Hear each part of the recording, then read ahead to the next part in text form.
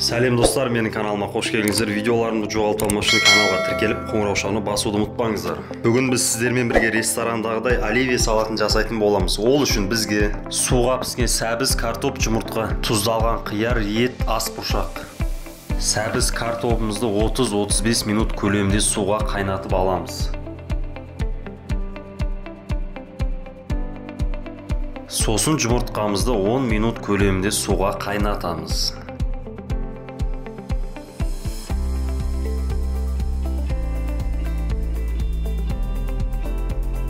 Суға піскен дайын болған сәбіз картопымыздың қабығын ашып, 4 бұрыш көлемінде барлығын турап аламыз.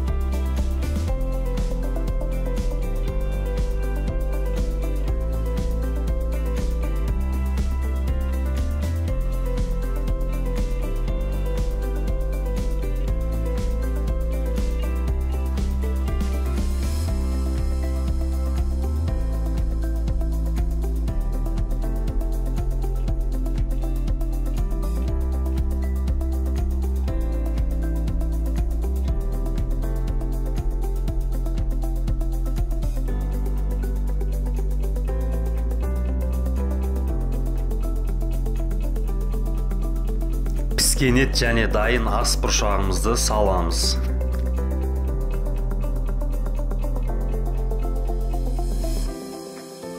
Жарты шай қасық ас тұзы, жарты шай қасық қара бұрыш,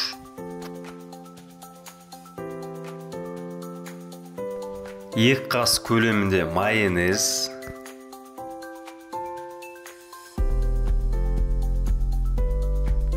енді барлығын салып болғаннан кейін бір текті масса болғанға дейін астынан үстінен жақсылап араластырамыз.